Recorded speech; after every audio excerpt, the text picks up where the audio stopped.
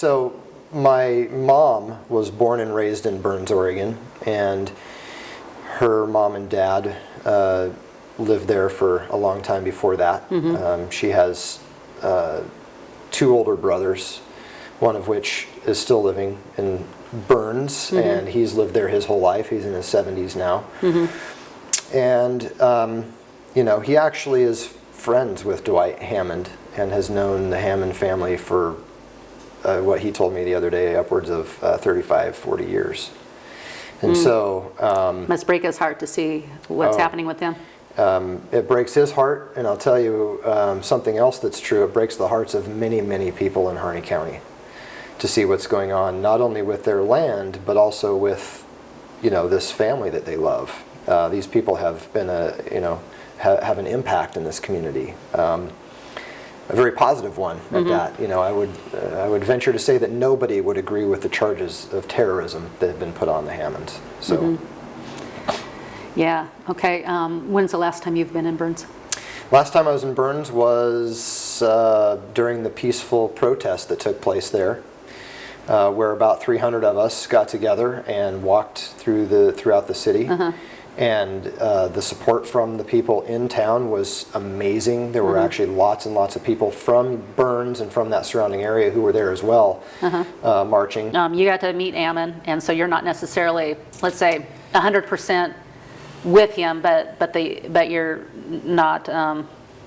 You understand kind of what he's doing and why he's doing it. So so you're kind of pretty good middle of the road. You know, you support the Constitution, and what the BLM is doing is obviously, if people knew the truth, it's brazen, it's illegal. There's a whole lot more to this story that is not being covered. Yes. It's really sensational if you want to focus your cameras on men standing around camping on public land. The sign from the BLM says, "Your public land." And so here's a bunch of guys with rifles, basically, and who've created an encampment in this public place. Yeah, legally they're not doing anything Legally wrong, they're not really doing anything it's wrong. The Second Amendment, but it looks like they're provoking. Yet, so that's I think where you and I, we kind of agree, like, you know. So whether or not I totally agree with the tactic that Ammon Bundy has taken, and I was standing 5 feet away from Ammon Bundy when he proclaimed that he was going to go out to confront the BLM agents and you know, take over the refuge. And you know, at that point I left town. I wanted nothing to do with that. So what the media is doing is they are trying, and this is my opinion and my study of PR, my study of the media, what they're doing right now is, I believe, they're trying to establish a case to convince enough of us that these people are criminal in their behavior, so that we side with the government when or if they take potentially violent action against the people there. And so what I think they're doing is they're creating spin, they're creating a new narrative of what's going on there to take people's minds off of the real issue, which is a redress of grievance for the Hammond family, but also to raise awareness that the BLM is grabbing land, that this is a hostile takeover, if you will, of public land. Yeah, and I have some information that is just despicable when I read it, because I didn't know the whole story, because I'm not getting the whole story. You know, even from you know what's considered marginal, you know, news sources. I don't know why they're not giving step-by-step accounts, but there's actually a step-by-step account on what happened. There is. Maybe they don't go through it because it's 7 pages long. Oh, it's a very long, drawn-out, years-long, decade-long. Started back in 1870. Oh, that far back, okay. When they established, when people living there made, you know, a great irrigation system that the government looked at and, you know, thought, you know, we want that, so they found a way to get it, and then it kind of goes on from there. But okay, so from what the media is saying, what's the truth? What should people know about? Actually, there was a lot of resistance to this, and people were scared.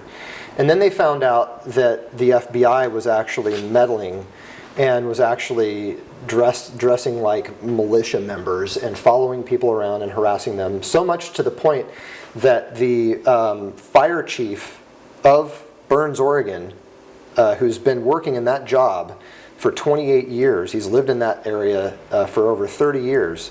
He knows everybody there. I mean, this is a well-established man in this community. He quit. He resigned in protest to what the government was doing there because he caught 2 FBI agents snooping around the armory, and he confronted them, and they hemmed and hawed and tried to say that they were militia members, and then he finally got the truth out of them, and they identified themselves, and he called in the license plate number and got the registration, who this car that they were driving was registered to, the FBI. I mean, so it's not, so what's going on there is the federal government is meddling. The sheriff, who is an appointed sheriff, is covering, all right? And the judge that appointed the sheriff is preventing a public forum to the best of his ability. And they are also lying about certain things that are going on out there. They even lied about whether or not those FBI agents were doing what they were doing. They tried to cover that up even. And that's local government that's doing that. So, there's kind of the nutshell of what's going on in Burns, Oregon. And so, why is the local government lying? Is it because they're being strong-armed by the federal government? I don't know about strong-armed. I think we need to start investigating the money, the string. Follow the money. Follow the interested parties up the chain of command in this land. Who wants this land, and why do they want it?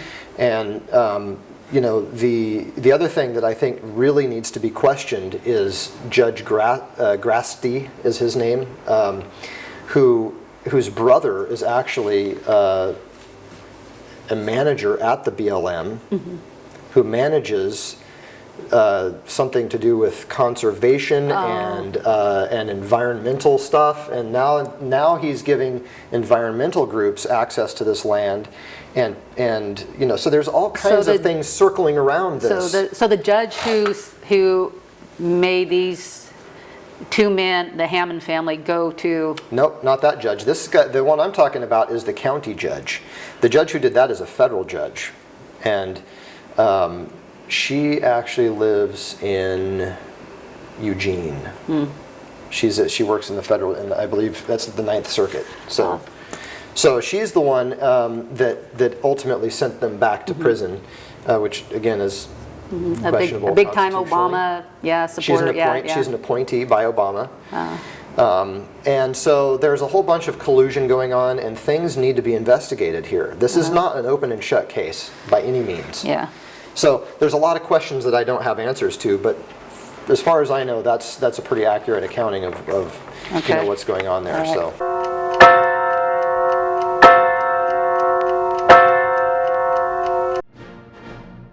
There aren't too many outlets where you can hear in-depth spiritual issues alongside conservative politics, where we can make a difference to those around us and our country.